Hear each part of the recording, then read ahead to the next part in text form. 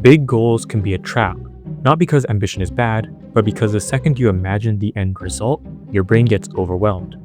You don't think, I should write one paragraph, you think, I need to write a whole book.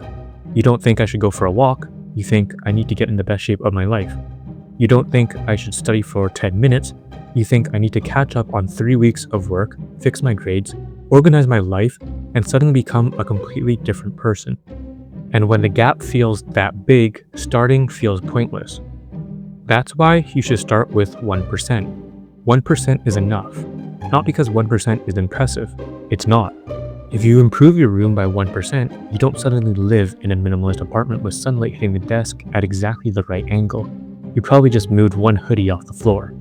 But 1% works because it's small enough to do, and the thing you can actually do is more useful than the perfect plan you keep avoiding.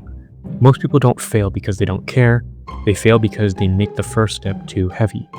They try to change their whole life at once. New schedule, new habits, new mindset, new personality. And for a few days, it feels great. Then life happens, you get tired, you get busy, you miss a day. And because the plan depended on perfection, one missed day feels like a failure, so you stop. The problem was never the goal. The problem was the size of the step.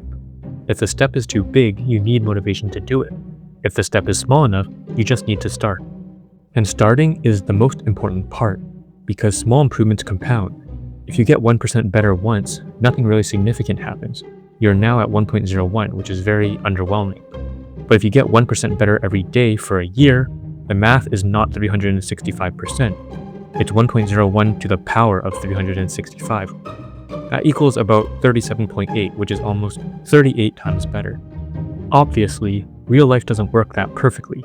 You can't measure confidence, skill, discipline, or creativity with exact numbers. But the math shows the idea. Tiny improvements stack faster than they feel. And honestly, that's the part I struggle with. I like imagining the final result. I like the idea of being good. I don't like the part where you have to be bad at first. That's the annoying part. But skipping the bad part usually means skipping the start, and you cannot improve something that doesn't exist. A bad first draft can become a good final draft. A messy first attempt can show you what to fix next.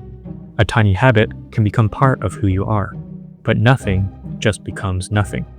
You protect yourself from making something bad, but you also stop yourself from making anything better. The goal is not to become a completely different person overnight. The goal is to just give yourself a step small enough to take. It shouldn't be fix my life, it should be open the document. It shouldn't be get in shape, it should be do 5 minutes. It shouldn't be become successful, it should be make one thing better today. Because confidence does not come from imagining your future self, it comes from evidence. Every small action is evidence. Evidence that you started, evidence that you kept going, evidence that you can improve even when it isn't perfect. And once you collect enough evidence, your identity starts to change. You stop being someone who is waiting to start. You become someone who is already moving.